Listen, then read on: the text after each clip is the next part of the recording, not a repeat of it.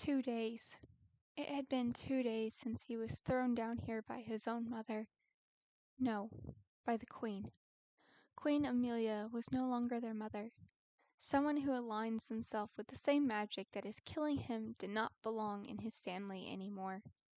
Soran had been thinking about how she had even discovered dark magic. It wasn't supposed to even exist in this world. The high priest and priestess of the old Phoenix Council created this world with the intent on keeping dark magic out. Somehow it had slipped through a crack in the barrier. Well, someone brought it here. Evelyn gave Soran a way out of this world a year ago, right when pillagers entered the realm. The prince cursed and threw his fist against the wall in anger. Was it really his fault? He had seeked out Evelyn because he knew she was of high power. He made a deal with someone they didn't even truly know. Maybe he did deserve death after all. He made a deal with the darkness leading to everyone's demise. Hi, little wolf. Soran opened his eyes and sat up. A smile spread across their face when they saw a familiar smile. Bailey? What are you doing down here? The other day I happened to see my best friend being dragged by fellow soldiers. I had to know why. Seeing as I cannot think of a single thing you're guilty of, except for leaving me. Look, I'm sorry for not explaining myself last year. Soran started to explain, standing up.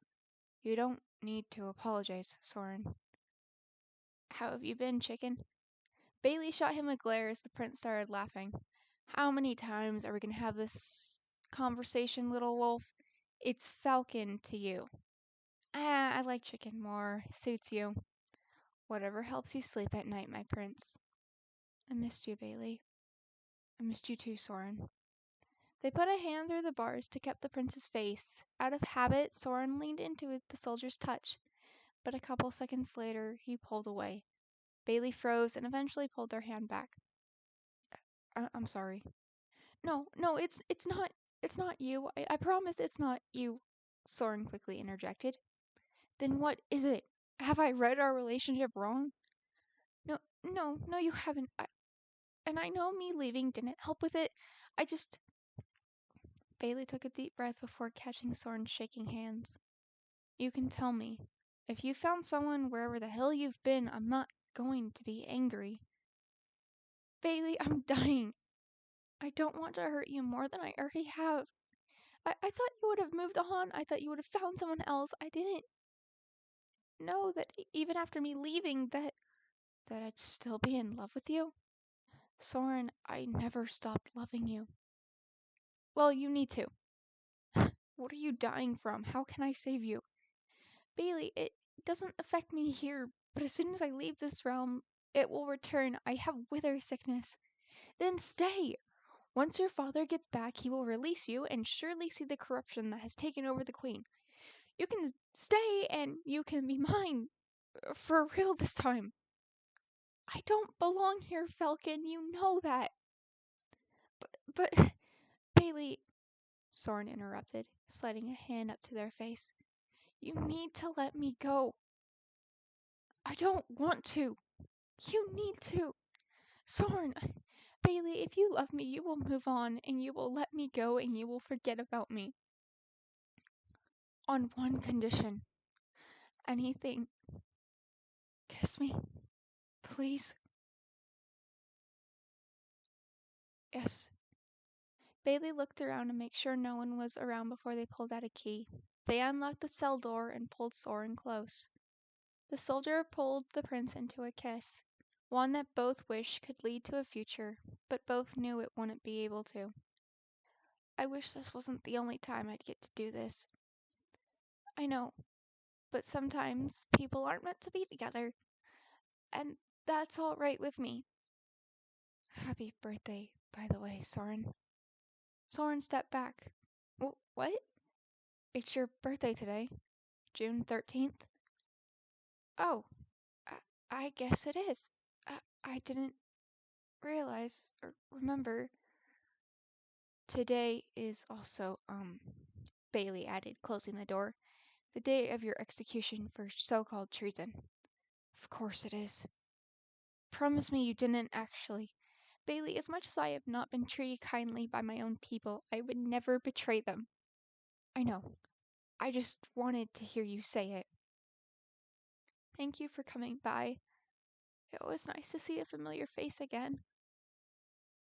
I'm sorry I couldn't save you or your sister. You do not have to apologize, my falcon. I must go. Duty awaits. Goodbye, Bailey. Goodbye, little wolf. Bailey lowered their head and walked away. Soran watched as the one he wished he could call his lover left. The prince retreated back to the corner of his cell.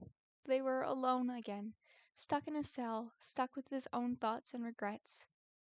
He didn't realize that Bailey still loved him, and now it felt like they were breaking their heart all over again. But they knew that deep down Bailey deserved someone better, someone who wasn't an embarrassment to the kingdom, someone who wasn't weak, someone who actually knew how to express himself. And Soran wasn't that person. Greetings, Woodland Prince. Soran looked up and pressed himself against the black stone walls. A warm green light had appeared in the middle of the cell. It started to sparkle, and suddenly a person started to form in its place. But it wasn't exactly a person, more like a spirit. The spirit smiled at him, and he smiled at her. Hello. Hi. Soran Rosewood, Crown Prince of Tiresium, correct? Yes. I'm sorry, who are you? Ariana Rosewood. Then it clicked. You're Ariana, the first magicless elf. I read about you. I found the Sanctuary of the Desert Phoenix. There were books about you. Holy shit. Sorry, It is quite alright. I must imagine how exciting it is to meet someone like yourself. Yeah, magicless. The first, actually. Well, no. I'm not the first magicless elf, and nor shall you be the last. What? There have been dozens of magicless elves. There are just no records of them for their safety. We hold a special role, Soran. So this isn't a rare thing? No. Rare to the public, but common to those who actually knows what it means to be magicless. What do you mean? Can you tell me? Yes, it is why I am here. To tell you the truth. It is finally time. Finally time? Yes. Tell me, do you know how the high priests and priestesses of the Phoenix Council are chosen? No. The Phoenixes hold great power. They are chosen by the gods to serve and protect our people. They are our protectors, our guides. And to make sure the gods put the right people in charge, they created a little test. A test to prove one's worth. To see if they would remain loyal to the gods, to the people, to the magic, no matter what. And so, every phoenix is born with no magic, and does not receive it until it is their time to take the current phoenix's place. I'm... Yes, you are to be one of the phoenixes. The woodland phoenix. What happened to you then? I died before I could take the traitor Evelyn's place. It was given to another. But now it is your turn. But I've hardly done magic. I have no idea. I made a levitation belt with the help of a fae. Typically, the current phoenix would take you on as an apprentice. You would have received your magic to begin training for when they gave up their magic and soul. But High Priest Callan passed away a couple months ago, but you returned. So now it is your turn to take up the mantle as the next woodland phoenix. But it is your choice, Soran. You can either accept or decline. The decision is all up to you.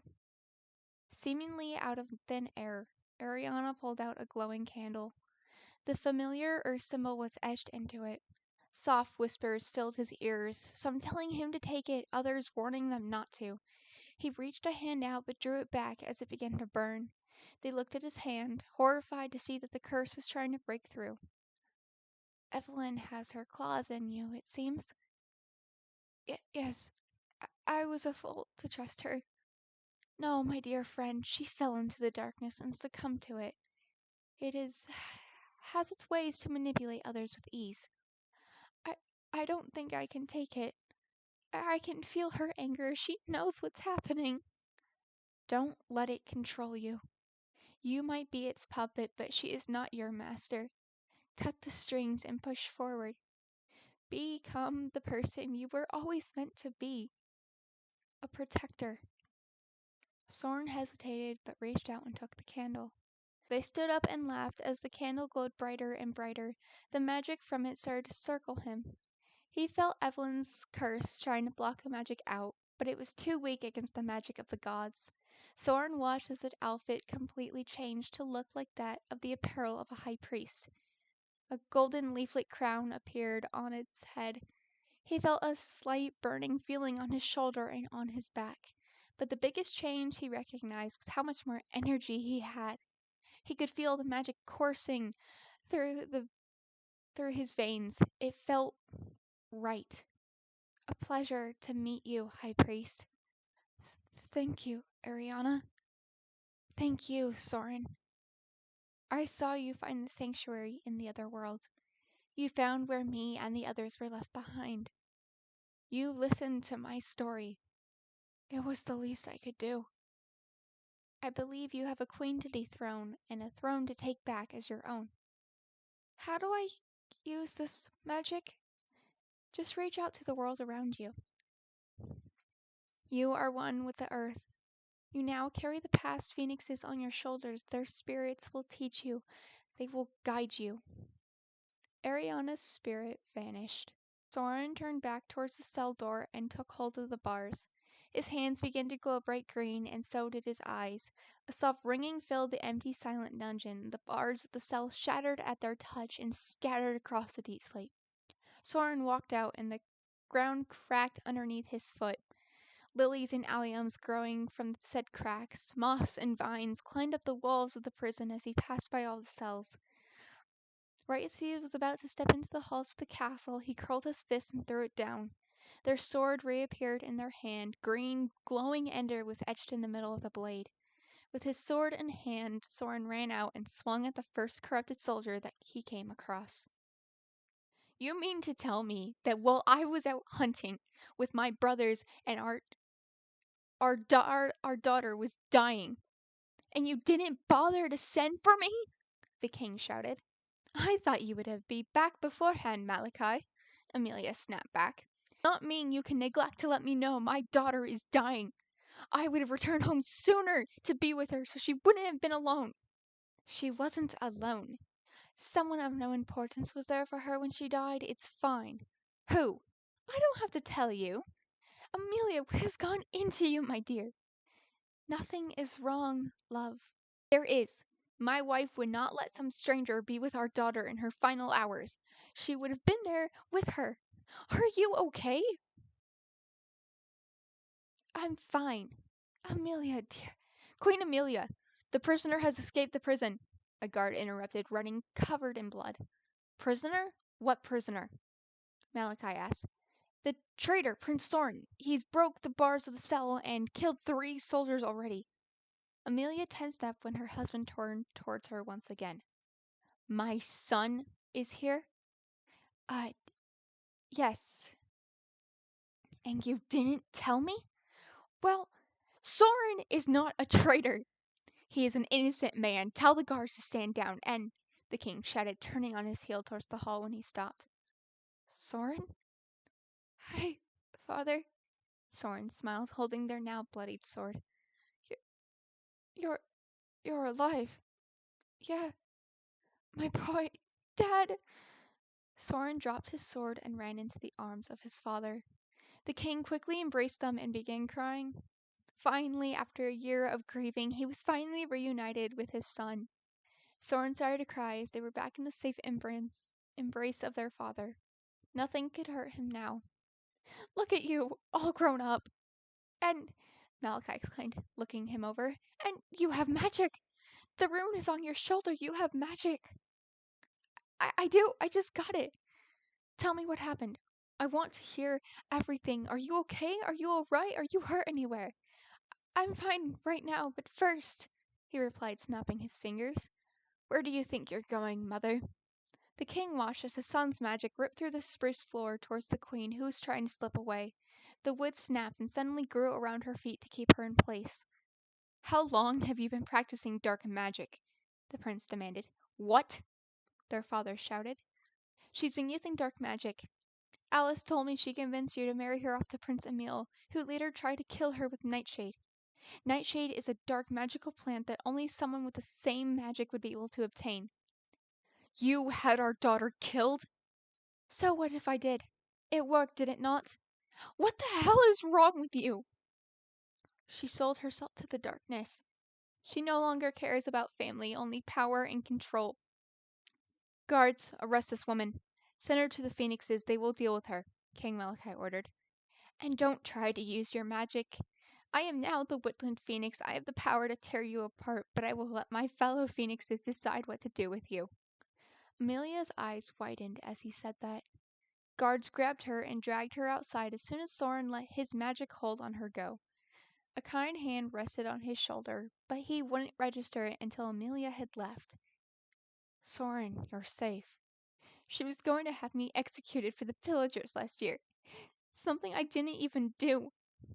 The king put his other hand on his son's shoulder and forced them to look at him.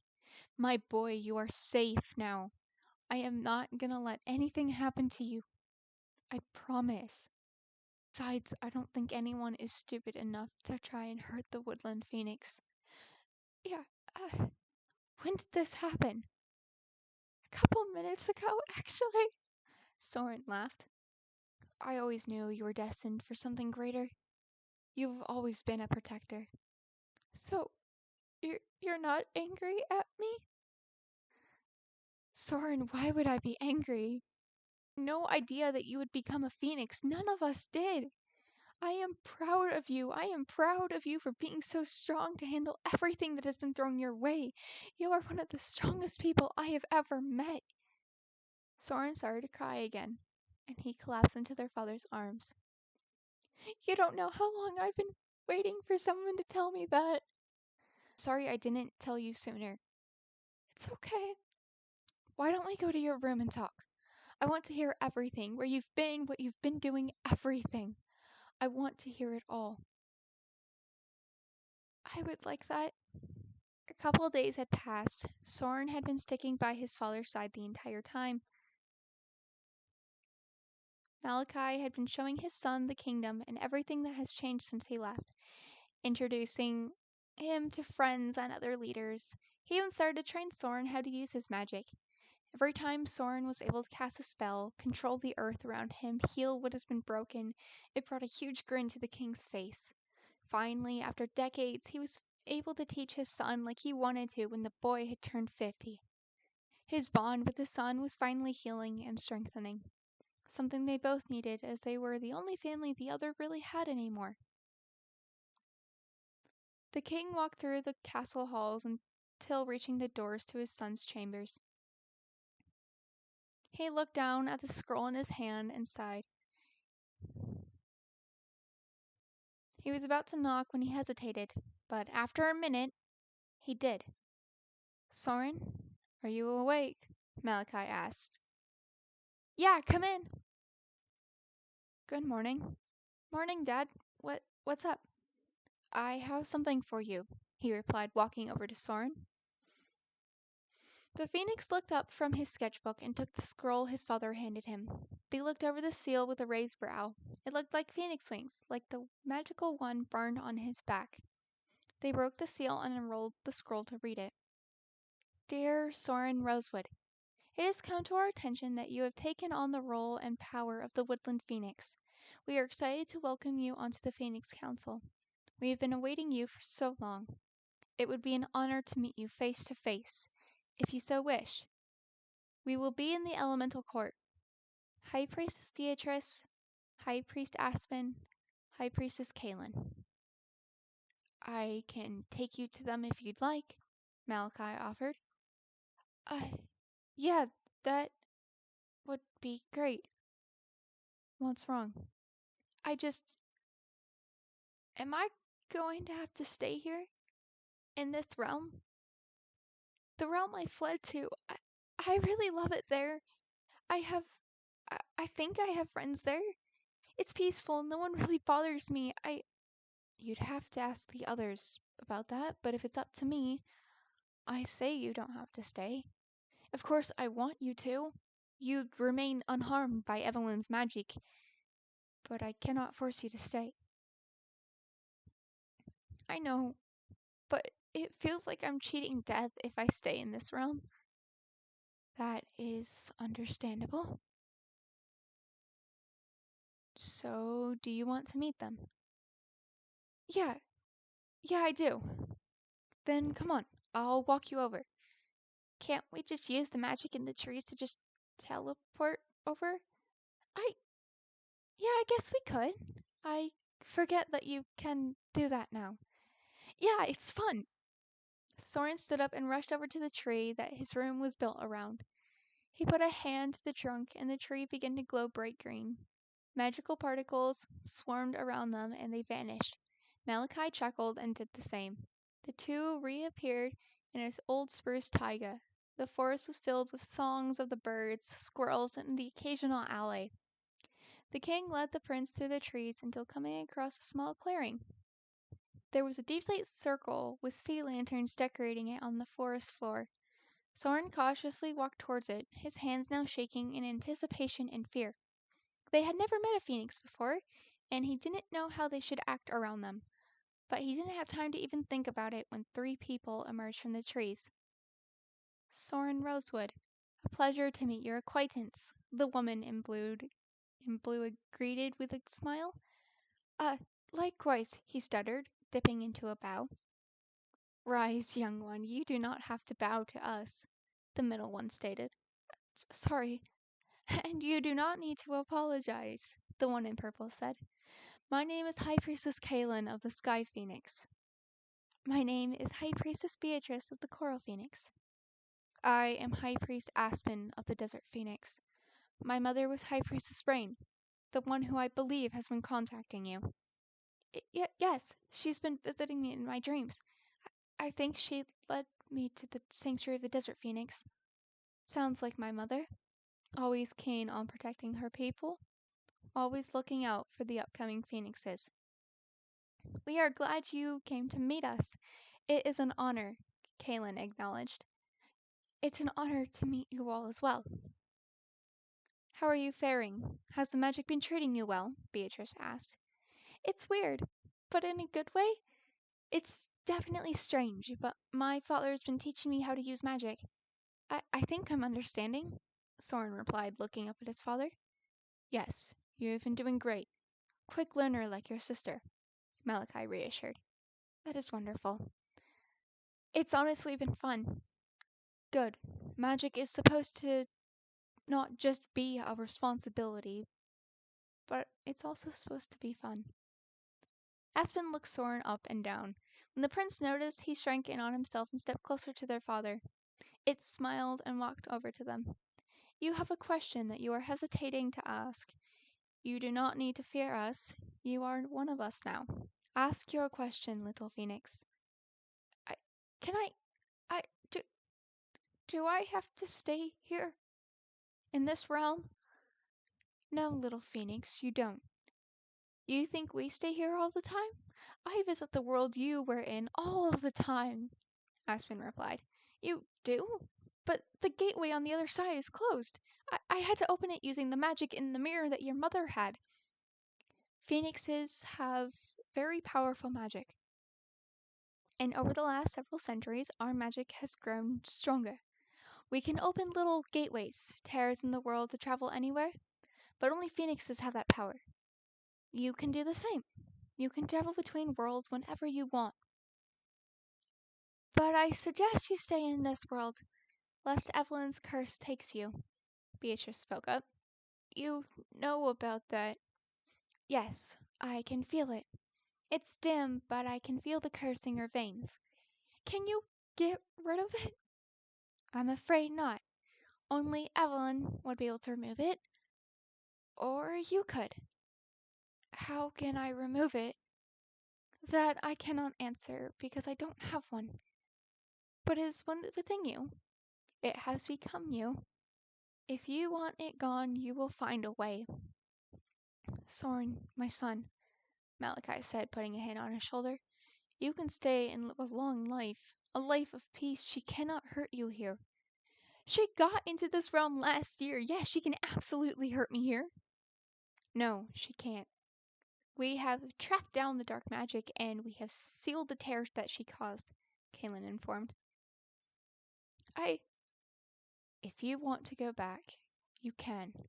Just know that you can always return. The gods have started to prepare the next phoenix, just in case, Aspen said. They've already started? Yes. The gods always know when a phoenix is going to die, so they select the elf to replace them. We were afraid when the gods did not tell us who was going to be the next woodland phoenix. Little did we know that you would return. I couldn't let my sister die alone. I am sorry for your loss. Thank you. I believe it is time to say goodbye to you then. Believe you have a realm to return to? Beatrice smiled. Yes, I would like to go back. Be safe. I shall come visit, little phoenix. Maybe you can show me where you've settled, and maybe I can assist you with your curse. Aspen grinned, holding out their hand. Then I shall await your visit. Soren smiled, shaking its hand. The phoenixes bid their goodbyes and then vanished through the rifts. Soren started to walk away towards the gateway. Malachi followed behind, and the two walked in silence. It had been a good 2-mile hike back to the well, but the entire time was filled with the dreading, looming silence. Gateway Well came into view, and the two stopped. What can I say to make you stay here? Nothing. I have never been welcomed here. But there, in that world, Soren replied, gesturing towards the well, I at least have people who are trying to be my friends. There nobody really gives a shit. It's chaos, but it's fun. It's become my home within the last year. I want to go home. Promise me you'll visit. I promise.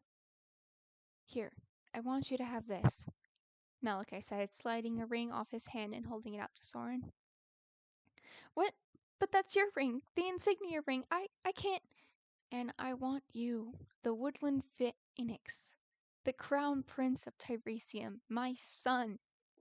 I want you to have it.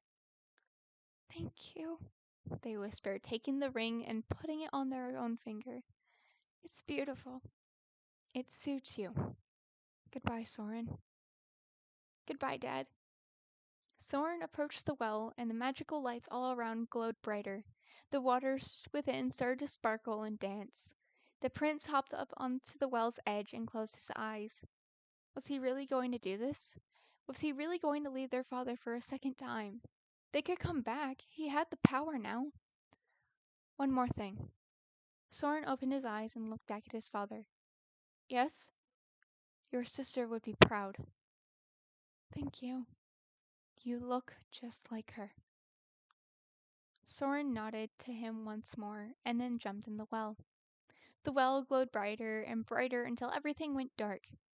Malachi rushed over and sighed as Soren was gone. Be safe, my boy, and come home when you are ready. Soren reappeared back in the cold, dark room. Once he regained their senses, they turned around to leave, but to his surprise, there was Evelyn. The witch who had cursed him stood in his way. She was holding fire in her hands and TNT placed at its feet. Wait, Eve, don't! Why not? You have what they stole from me. I wanted you to die a slow death, but now I want you gone. You lost your right to hold such power. You can't pin the blame on me. I can and I will. Eve, please. I don't know how you're controlling the fire, but please don't do this. Soren, when you have everything ripped away from you, you find ways to pass the time, to grieve. I can control all the elements thanks to the time I have been given. Eve, say goodbye to your miserable little life. Eve, wait! The witch threw its hands down, the fire igniting the TNT below. Evelyn closed the door, locking him in, and then vanished. Seconds later, the TNT exploded. Soran tried to take cover, but was caught up in the blast. They fell to the floor unconscious. The remains of the wells were scattered across the room and covered the elf's body. There he was, unconscious, bleeding out in a room underneath a building buried in sand in the middle of nowhere. And the only person who knew where he was wanted him dead. The new Phoenix was going to die, alone.